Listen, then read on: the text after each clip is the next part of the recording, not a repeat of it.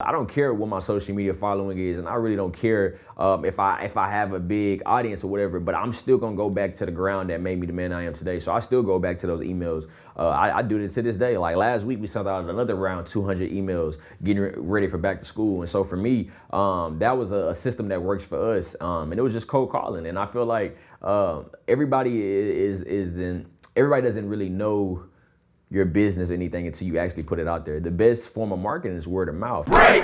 So what came first, the speaking, you writing the book? What came? That's a good question. So for me, honestly, it all started because I wanted to be a rapper. That's how I discovered my voice. And so I love rap music. Rap is a huge part of our culture. And so for me, I was a huge Tupac fan. His music resonated so much with the culture and so much with me and my mission.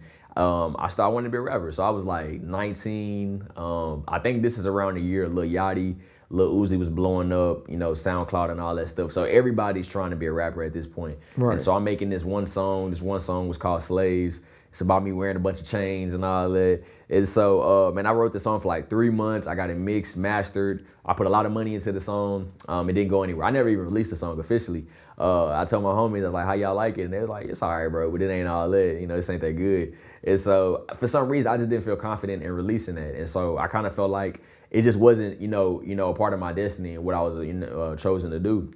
And so literally 2 weeks later, I met my college advisor. Me and her were just talking about, hey, your last 2 years, how you want to get your resume together and your experiences so you can have that big job when you graduate. And I remember, that's when she sparked into my mind. She said, figure out what you're good at. And for me, it's always been business and community. And so that's kind of how I transitioned from trying to be a rapper and going into the nonprofit industry. But that's really how I found my voice. If I didn't go through that time of wanting to be a rapper, I wouldn't be able to get in front of thousands of students and teachers and have the confidence and speak. If I didn't write those songs, I wouldn't be able to write a book. And so for me, to answer your question, the speaking came first. And that came from me trying to be a rapper.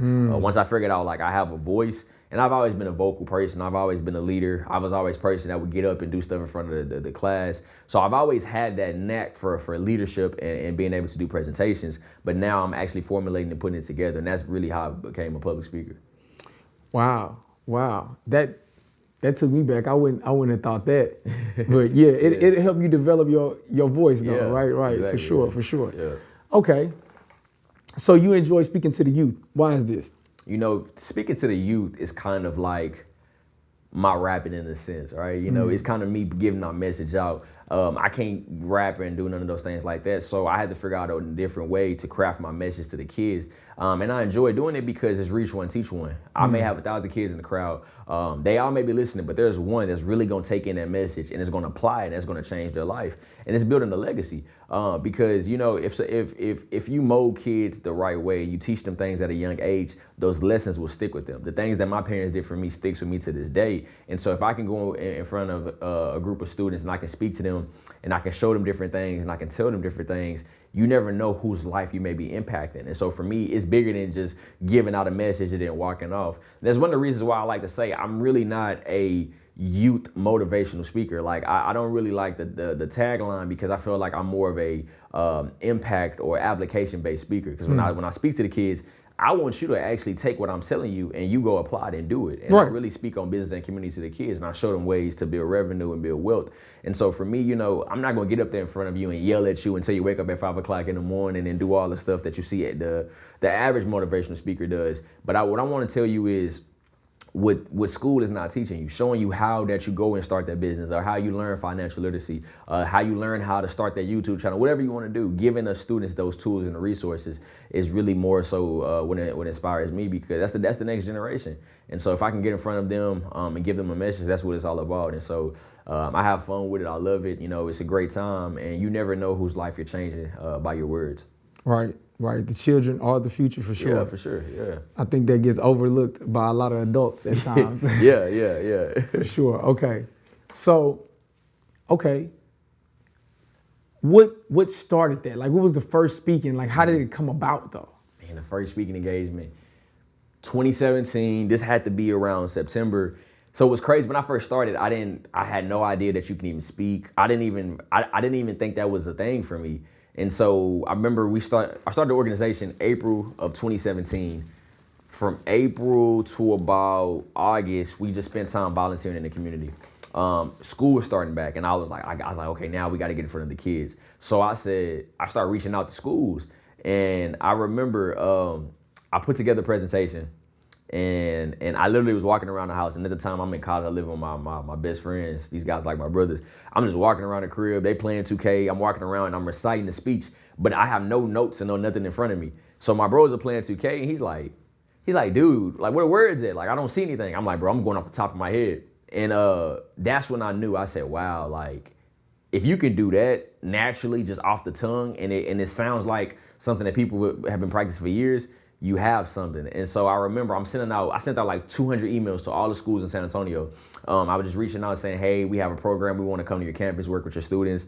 And this one lady hit me back, Miss Jessica Polk. I would never forget her because she gave me my first opportunity. She said, hey, can you come speak to my students? I think she was a career teacher. She had 7th grade students, and she brought me in for 2 full days. So I was there from like 6 a.m. to 3 p.m. Felt like I was back in high school all over again. And I was there all day, and I spoke to like 7 different classes. That was my first time really speaking. And then I didn't even write anything down. Then I went in and I just did what I knew. And that's when I knew. I said, wow, this is it right here. And that was my first speaking engagement. It was at Allen B. Shepherd Middle School in San Antonio, Texas. That's dope. Yeah. That's dope. So you just was cold emailing. Yeah, man. And I still do that to this day. I look at it like this, like, you got to shoot your shot. A lot of people stay away from it. They feel like they get too big and feel like opportunities got to come to them. I'm never going to stop working. I'm never going to stop, applying pressure, because 9 times out of 10, my audience for sure, is more so educators, older people, people who are probably, over 35 or whatever. They may not always be on social media.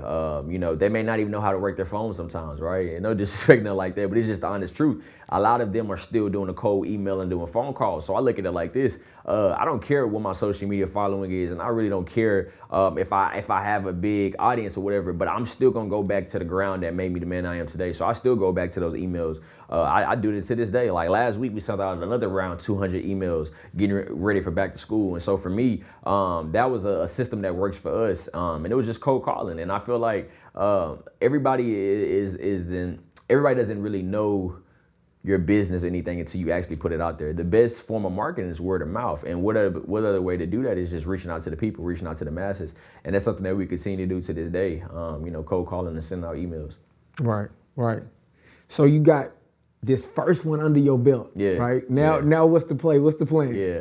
So that one was like a 2-day project. And then that opened up a relationship where she introduced me to her campus coordinator, and then we got the kids a field trip. So I'm doing all of this, man, and I'm literally like I said, I have no resources behind me besides my team and my board. I don't have any major funding because at the time we don't have our 501c3 status. So I'm doing everything off self-funding and a little fundraiser that I was doing here and there. And after that started working, I started reaching out to all the schools in San Antonio. And then it just became a word of mouth thing. Once you do a really good job somewhere else, somebody's going to point you to another direction. And I'll never forget San Antonio opened their arms for me, and so many schools were reaching out to me. So many people were working with us, and we took off faster than we could ever imagine. So we went from doing 1 to 2 days here at this one school. Now we're doing a full week of programs and stuff like that. So now we're all around San Antonio. We're hitting everything. And then we got to a point where we were like, well, we're in college. Let's bring the kids to the school. And I did this by myself. UTSA didn't know about this. I didn't have any professors or any executives knowing anything. I was bringing hundreds of kids from the south side of San Antonio by myself, bringing them to UTSA and given them a full day at a college campus. And that wouldn't have happened if, we didn't do those cold calling or those emails, or if these teachers didn't respond to us. And so, man, it took off. And at the time, we really didn't have a substantial program. We were just operating of working with students, but it took us time to develop and grow. And about a year from there, we grew into a pretty household name in San Antonio before I eventually graduated and moved out of San Antonio. Right.